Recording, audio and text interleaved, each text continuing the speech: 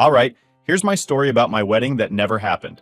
Trust me, it's the kind of thing you read about online and think, nah, that couldn't actually happen. But it did, to me. And honestly, I still can't believe it. So, let's rewind a bit. I'd been with James since we were teenagers. High school sweethearts, college sweethearts, you name it. He was my first serious relationship, and for years we were like that couple everyone envied, or so I thought. We got engaged at 22 with a wedding planned by 24. I thought I knew him inside and out. We talked about everything, future plans, travel dreams, even baby names. It felt like my life was perfectly mapped out and James was right there in every part of it. But here's where things get a little strange. James and my younger sister Tasha had always been close. They joked around a lot, texted each other, shared memes, all that. They'd even hang out alone sometimes, which I thought was nice, you know? I figured it's great when family and partners get along. Better that than the horror stories you hear about in-laws who hate each other. So I never questioned their friendship. I wanted to be the cool fiancé, the one who's laid back and totally unbothered. There were a few times when things felt a bit weird, though.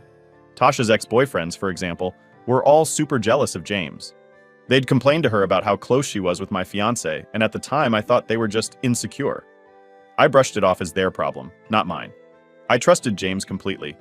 But sometimes I'd notice little things, like how James would look at Tasha, or how he'd lean in close when they talked. Nothing huge, just small stuff that made me wonder. But I'd always tell myself, nah, you're just being paranoid. They're family now. And I let it go. Fast forward to the big day, wedding day. The day that was supposed to be the start of my new life. The day where everything would finally come together.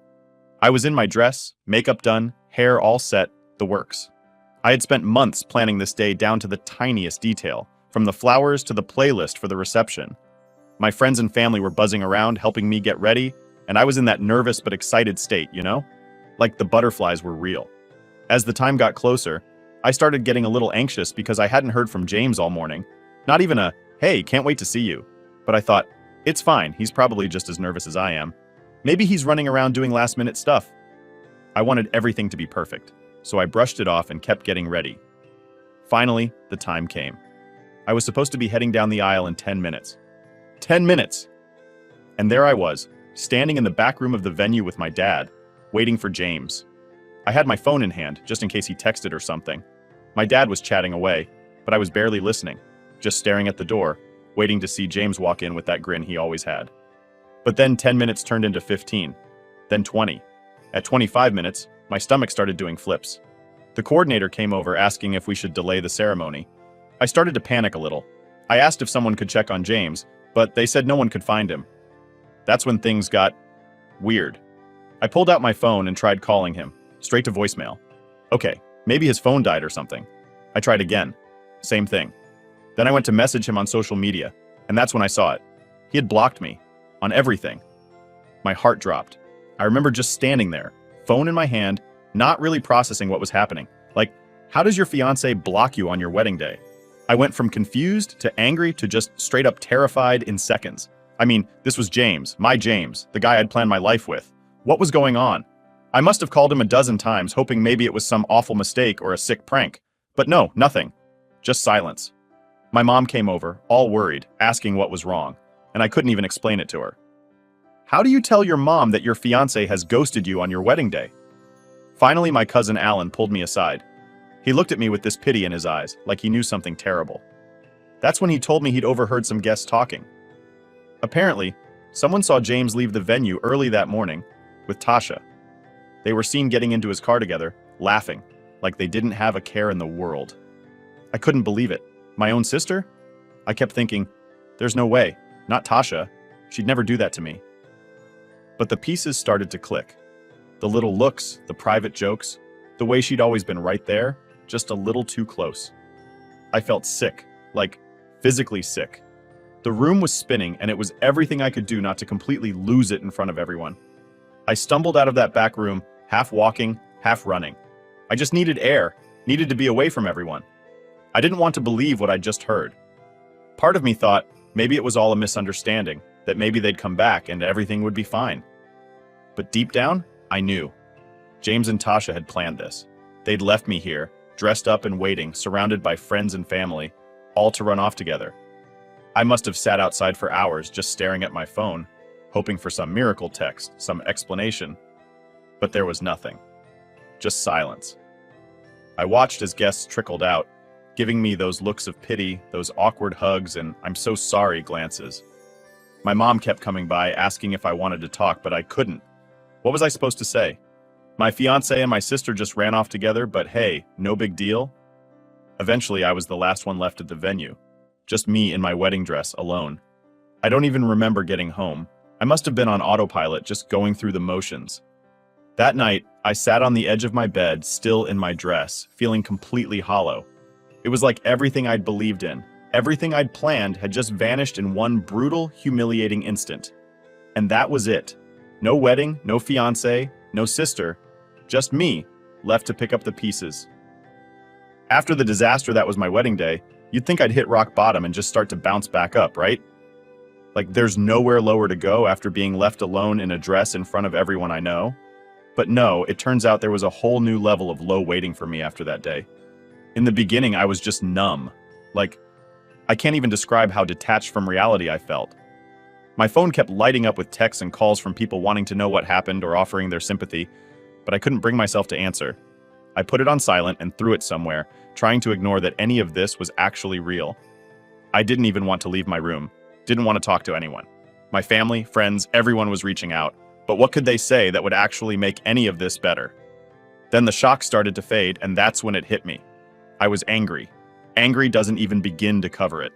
My mind was a constant loop of questions like, why? How could they do this to me? And what did I do wrong? I was losing sleep, replaying every single memory, analyzing every small interaction I'd had with James and Tasha, trying to figure out if there was something I'd missed, some sign I could have caught earlier. It was torture, but my brain wouldn't let me let it go. I guess I needed to find some explanation, anything that would help me make sense of it all. Then I started doing the one thing everyone told me not to do, stalking their social media. Yeah, I know, bad move, but I couldn't help it. I needed to know what they were up to, if they were flaunting their relationship, or if they'd just gone off grid. Tasha had blocked me, so I used a friend's account to look her up. There wasn't anything on her page, no posts, no photos with James, nothing. It was like she'd wiped her entire online existence clean. That somehow made it worse because now, it felt like they were hiding something, and I was left in the dark with nothing but my assumptions. Eventually, I hit this weird stage where I wasn't just angry, I was embarrassed. I kept replaying that wedding day, remembering how I'd sat there, waiting like an idiot, not even realizing what was going on. I couldn't shake the humiliation of it all. People had flown in, gotten dressed up, and spent their time and money to be there. And for what? For me to get humiliated in front of everyone. At some point, I knew I needed help. I was barely eating, wasn't sleeping, and I felt like a shadow of myself. A friend suggested therapy, and at first I kind of laughed it off. I didn't think talking to someone would make a difference. It wasn't going to magically bring back my old life. But she convinced me to try one session just to get things off my chest. That first session, I didn't even know where to begin.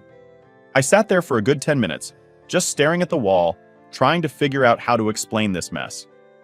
When I finally opened up, it all started pouring out.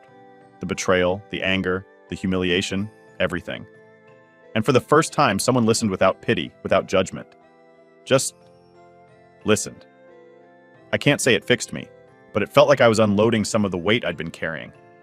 Little by little, I started finding small ways to rebuild myself. I got back into things I'd put on hold during the whole wedding planning circus.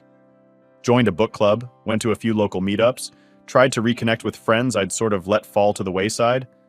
I even started jogging in the mornings, just to clear my head and start each day with a fresh mindset. But healing wasn't some linear thing where I kept feeling better every day. Some days I'd feel okay, almost normal, and other days the reality of it all would just hit me like a truck. I'd think about how I was supposed to be a wife by now, maybe even planning for a family. And then I'd remember how I'd lost not only James, but also my sister. Like, how do you even grieve that? Losing your fiancé and your sister in one move? And then there were the people around me. Some of my relatives tried to be supportive, but they didn't really get it. They'd say things like, "You're better off without him," or "You'll find someone else." I know they were trying to help, but that just wasn't what I needed to hear. I needed to understand why they did this, not get pep talked into moving on like it was a bad breakup or something. This wasn't just losing a boyfriend. This was my entire future and my trust in two people I thought I could rely on. Through all of this, my cousin Alan was a huge support. He's the one who told me about James and Tasha leaving the venue, and he didn't try to sugarcoat anything after that. He'd let me vent, sit there with me when I was having a bad day, and even pushed me to go out and do something fun when I felt like locking myself in my room. He's a quiet guy, not big on the whole talk about your feelings thing, but he just kind of knew when I needed someone. I owe him a lot for that. Over time, I stopped checking their social media. I stopped wondering if they were happy together, if they were still together. I figured it was only hurting me, and they didn't deserve to live rent-free in my head any longer. After a few months, I moved into a new place. New apartment, new neighborhood, just a fresh start where I didn't have to be reminded of all the plans I'd made with James. Moving on wasn't easy, but I felt like I was finally getting somewhere. And I didn't need him or anyone else to get there. I won't lie. Part of me still felt like I'd lost something huge. I'd lost my sense of trust in people. I questioned everyone's intentions, even close friends, wondering if they'd betray me too. It's hard to shake that kind of paranoia, and I'm still working on it. But I was learning to be okay on my own. I was building a life that didn't include either of them. And for the first time, that didn't feel like a tragedy. It felt freeing in a way. By the end of that year, I had my own little routine, my own place, and my own life. It wasn't the life I thought I'd have, but it was mine. I'd found a kind of peace in that, a weird acceptance that things don't always go the way you expect, but sometimes that's okay. Looking back, I'm proud of how far I came. That whole mess broke me down to nothing, but I didn't stay there. I built myself back up, piece by piece, until I didn't even recognize the person I'd been before. And maybe that's for the best. Months after I'd finally gotten some kind of peace back, I was almost in this routine where I didn't think about James or Tasha every day. I was working, seeing friends, going to the gym, even dating here and there. Life was moving forward, slowly but surely. So naturally, it all had to be interrupted. And of course, it was by none other than James. One random Tuesday night, my phone buzzed with an unknown number. I almost didn't answer, thinking it was probably just another spam call. But something in me was curious. I picked up. "Hello?" I said, half distracted. There was a pause, and then I heard it. James's voice on the other end. "Hey, it's me." For a second, I thought it was a sick joke. My brain struggled to register that I was actually hearing his voice after all these months. This was the guy who'd left me alone in a wedding dress, the guy who had run off with my sister. And here he was, acting like it was just some normal catch-up call. My stomach did a flip, and all that anger and hurt I'd pushed down just started bubbling up. "What do you want, James?" I kept my voice cold, trying not to let him hear how his call was getting to me. He sounded different. His voice was rough, like he'd been crying or maybe just hadn't slept in days. I just wanted to talk. I know this is weird, but I need you to hear me out." My first instinct was to hang up right there. I didn't owe him anything. But my curiosity got the better of me, and I figured what's the worst that could happen by just hearing him out? So I stayed silent, waiting for him to spill whatever he had to say. "I'm sorry," he started, his voice barely a whisper. I know that doesn't even begin to cover it, but I needed to say it. I've been a mess, trying to figure out how I ended up here, and I finally read all those messages you sent me on our wedding day. At that, I almost laughed. It took him this long to read the texts I'd sent in pure desperation, trying to stop him from running off with my sister. The text where I told him everything I'd heard about Tasha's lies, her ex, the pregnancy rumors, all of it. He hadn't even bothered to read them until now. "What do you expect me to say, James? You ran off with my sister on the day we were supposed to get married, and now you want to talk?" My voice was shaking, and I hated that he still had this effect on me. I know how it sounds, but I was wrong about everything. I should have listened to you. I should have trusted you.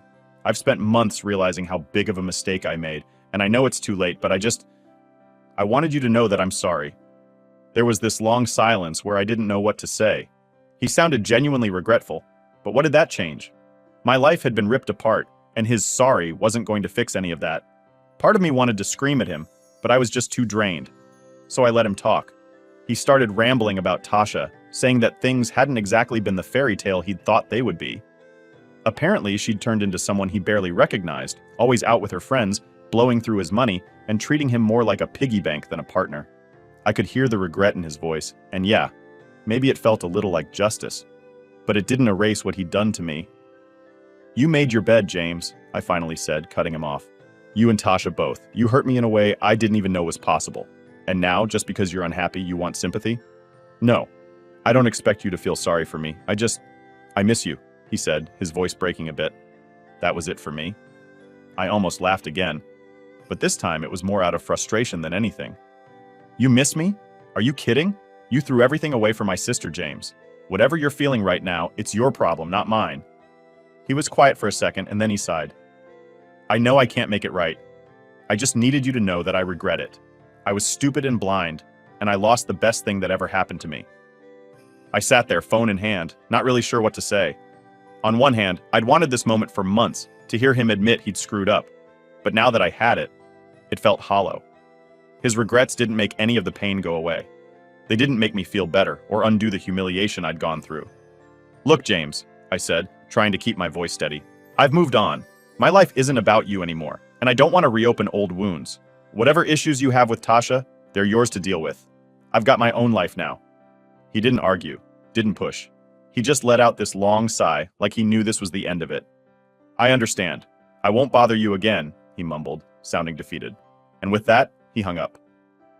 I just sat there, staring at my phone, trying to process everything. It felt like closure in a way, but it also stirred up things I thought I'd buried. I hadn't expected to feel so much after that call, but there I was, flooded with memories of all the plans we'd made and all the betrayal he'd left behind.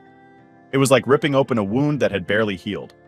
But as the days went by, I realized I didn't feel as haunted by it anymore.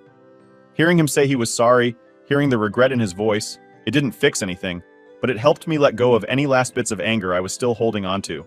I didn't need revenge or payback. I didn't need him to be miserable. I just needed to know that I was done with him for good. After that call, I blocked his number. I wasn't going to let him keep popping back into my life whenever he felt like it. I was finally in a place where I felt like I could breathe again, and he wasn't going to take that away from me. That chapter was closed, locked, and thrown away. Looking back, that call was exactly what I needed. Not because I wanted him back or because I wanted his apologies, but because it gave me proof that I'd made the right choice by letting him go. Thought that after James's call, I'd finally have a bit of peace. Like that was the final bit of closure I needed. But what I didn't see coming was the storm brewing with my family. Because of course, it wasn't enough for James to come out of nowhere. My family had to get involved too. The day after James called, my mom reached out. At first, it was a simple text, just a, "Hey, we haven't talked in a while, how are you?" Which felt way too casual, given everything that had gone down. We hadn't exactly been on speaking terms since the wedding disaster. My family tried to stay neutral through it all, but neutral somehow always meant backing Tasha up. After everything she'd done, they acted like it was just a misunderstanding and they expected me to brush it off. So yeah, I'd kept my distance. But here's the thing. When my mom messaged, I still felt that twinge of hope. I thought maybe she was reaching out to finally acknowledge what I'd been through, to actually take my side for once. "So, like an idiot," I replied, and before I knew it, we were setting up a family dinner at my parents' house. I told myself that maybe this was the moment they'd see what I went through. I'd be able to finally get that validation I'd been wanting for so long. I showed up at their place with a mix of nerves and some weird sense of excitement. Walking in, I could feel all those old memories, the ones of happy family dinners, movie nights, holidays. All those times I thought we were a solid family. But as soon as I sat down, I could tell something was off. My parents were too stiff. My mom was making small talk, asking about work and my friends. But there was this edge in her voice that I couldn't ignore. Then, without warning, she brought up James. I felt my stomach drop. She wanted to know why he'd reached out to me and what we talked about. Apparently she'd heard through some grapevine, probably Tasha, that we'd been in contact. It was weirdly invasive, like she had a right to know all the details of my personal life. "Why does it matter, Mom?" I asked, trying to keep my cool. "I haven't been with James in ages. You guys know that," she sighed, giving me that look she used to give me when I'd get a B on a test in school, like I was disappointing her by not doing exactly what she expected. "It just feels like you're stirring up old wounds, you know? You've moved on. Tasha has moved on." And there it was, Tasha. Everything always seemed to come back to her. Tasha had moved on, so naturally, I was expected to do the same, as if I hadn't been the one actually betrayed, as if I was somehow still holding on to this for the drama or something. "I'm not the one who reached out," I said, trying to keep the anger out of my voice. James called me, out of nowhere. I didn't even want to talk to him. My dad cleared his throat, looking uncomfortable but jumping in anyway. "You know, honey, maybe it's time we all just let this go. Tasha's still family, and she's had her own struggles. Can't we all just put this behind us?" That's when I realized they weren't reaching out to make things right. They weren't looking for my side, my perspective. They just wanted me to forgive and forget, to make things easier for them. They wanted me to move on, so they wouldn't have to keep dealing with this messy, uncomfortable family drama. In their eyes, Tasha could be forgiven for anything, but I was the one holding on to a grudge. "Are you serious?" I asked, my voice starting to shake. "She's still family? I was supposed to marry James. She ran off with my fiancé, left me standing there like an idiot. And you think I'm the one who should just move on? Like it's nothing?" They looked at each other, then back at me, and my mom gave me this sad little smile like she was dealing with a difficult child. "Sweetheart, we know it was hard on you. But Tasha's still our daughter, and she needs support too." I just stared at them, stunned. The message was clear. I was expected to take the high road, to suck it up and be the bigger person. Tasha was the one they were worried about. Not me, not what I went through. Tasha, the golden child who could do no wrong in their eyes, even when she'd stabbed me in the back. Something in me snapped. I pushed my chair back and stood up, my hands shaking. "I'm done," I said, my voice stronger than I felt. "You're asking me to ignore everything she did, to pretend like none of this happened, just because it makes you uncomfortable. Well, guess what? I'm not just moving on because it's convenient for you." My mom tried to say something, but I didn't let her. I grabbed my stuff and walked out, leaving them sitting there, shocked. I'd always been the quiet, compliant one, the one who never made waves. But in that moment, I knew I couldn't be that person anymore. They wanted me to sacrifice my own peace, my own feelings, for the sake of keeping the family together. And I wasn't going to do it. The car ride home was a blur. I was angry, hurt, but mostly just sad. Sad that my own parents couldn't see what I'd gone through, that they were so blinded by their need to protect Tasha that they couldn't be there for me. It was like losing them all over again. But at the same time, there was a weird sense of relief. Like I'd finally taken a stand for myself, even if it meant burning some bridges. For the next few days, I didn't answer their calls or texts. They left voicemails, sent long messages, but I couldn't bring myself to listen or read any of them. I was exhausted, emotionally drained from years of putting myself last to keep them happy. And I didn't want to keep doing that. Then, a few days later, my cousin Alan reached out. Alan had been my rock since the wedding disaster, the one family member who didn't pressure me to get over it or play nice. He didn't try to lecture me or make excuses for anyone. He just listened. And when I told him about the family dinner, he didn't act surprised. If anything, he looked like he'd been expecting it. "They've always had a soft spot for Tasha," he said, shaking his head. "But you don't have to put up with it. You've done enough." Hearing that from someone who actually understood where I was coming from felt like a lifeline. He reminded me that it was okay to set boundaries, to protect my own peace. For so long, I'd been caught up in trying to keep everyone else happy, and here he was, giving me permission to finally prioritize myself. And that's when it hit me. I didn't need their validation anymore. I didn't need them to understand my side, to apologize, or to make it right.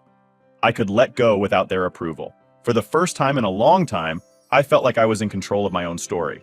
So, yeah, maybe I was facing the past, but this time, it was on my terms. And honestly, that was more healing than any apology they could have given me. When I thought I'd finally gotten some distance from all the drama, my phone buzzed with a message that felt like a punch to the gut. It was from my mom, who'd clearly been holding back until now. The message read, "We've been trying to reach you. It's time to stop avoiding this and come back to your family. Tasha is your sister, and families forgive each other. If you can't let this go and make peace with Tasha, then maybe you're not interested in being part of this family." I stared at my phone, feeling my heart sink. After everything I'd been through, they were now threatening me, pushing me to forgive or face being disowned. It was like all those months I'd spent healing and standing my ground had meant nothing to them. I took a few deep breaths, feeling a mix of anger and sadness. Why was it so easy for them to side with Tasha? She was the one who betrayed me, yet they were acting like I was the villain here. I called my cousin Alan, the only family member who'd stayed solidly in my corner. He picked up on the first ring. "They're giving me an ultimatum, Alan," I said, not even bothering with a greeting. There was a silence on the line, then a deep sigh. I had a feeling they'd pull something like this. They're trying to guilt you into coming back. They don't want to lose their image of a happy family, even if it means completely disregarding what you went through. I felt a lump in my throat, holding back the urge to scream. How can they just act like none of this was a big deal? I mean, I was left at my own wedding. Tasha and James didn't just hurt me, they humiliated me, and they want me to just let it all go? Because it's easier for them, Alan said. If you forgive Tasha, then they don't have to deal with the reality of what she did. They get to pretend it was just a mistake and move on. They're doing this for themselves, not for you. Hearing it put so bluntly somehow helped. He was right. My family wasn't asking for my forgiveness because they cared about me.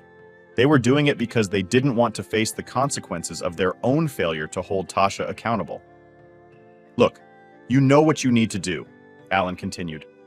You've been making a new life for yourself. You're building something without them. If they can't respect your boundaries, then maybe they don't deserve to be part of that life.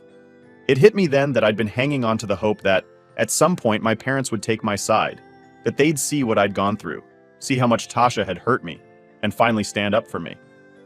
But that was just a fantasy. They were never going to change, and staying in their lives was only going to keep me in a place of hurt. I took a deep breath, nodding to myself. You're right, Alan. It's time I let go. For real this time.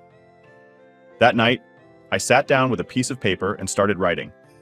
It felt kind of ridiculous at first, like I was in a movie, but it was the only way I could get everything off my chest. I wrote down everything. How betrayed I'd felt by Tasha and James, how humiliated I'd been on that day, and how hurt I was that they'd taken Tasha's side. I told them that if they couldn't respect my feelings or even acknowledge what I'd been through, then there was nothing left to say. When I finished, I read it over, my hands shaking a little. But as I reread my words, I realized how much I'd been holding in. All the hurt, the anger, the disappointment, it was all there on the page. This was my chance to finally let go, to stop looking back and start moving forward without the weight of their expectations and demands. The next day, I mailed the letter. I didn't expect them to understand. I didn't expect an apology or even a reply. This was for me, a final way to draw a line and protect myself from any more hurt. And as hard as it was, I felt lighter, knowing that I'd done what I needed to do. In the weeks that followed, my family tried every way possible to get back in touch. My dad sent emails, messages popped up from my mom on every social media platform, and even distant relatives started reaching out. They were all saying the same thing, that I was being stubborn, that I needed to make things right with Tasha for the sake of the family. But none of it shook me. I had said my piece, and for the first time, I felt at peace with that. Alan kept me updated on what was going on, and apparently Tasha was still playing the victim, acting as though I was the one causing the family divide. My parents, from what I heard, were making excuses for her left and right, brushing off what she'd done as a mistake of youth or some nonsense like that. It was maddening, but I realized that it was their problem now, not mine. I threw myself into my new life, focusing on things that actually brought me joy. I got more involved in work, took on new projects, and even made a few close friends who knew nothing about my past and just saw me for who I was. For once, I was living for myself, not trying to fit into someone else's idea of who I should be. Then one evening, I was out with my new friends when my phone buzzed. I glanced down to see an email notification from my dad. I felt a pang of guilt, but then I reminded myself of all the pain I'd gone through, all the times I'd been asked to just let it go for their convenience. I knew I couldn't go back to that. I deleted the email without reading it, feeling a weird sense of satisfaction. I was done with their guilt trips and their demands. Life kept moving forward. Every day felt a little brighter, a little easier, as I stopped looking back and focused on what I wanted. Sure, there were moments where I'd feel a twinge of sadness, a reminder of what I'd lost. But then I'd remember all that I'd gained, the freedom, the peace, the chance to be myself without any strings attached. In the end, breaking away was the hardest and best thing I'd ever done. It wasn't the life I'd imagined, but it was a life I'd built on my own terms. And for the first time in a long time, I felt like that was enough.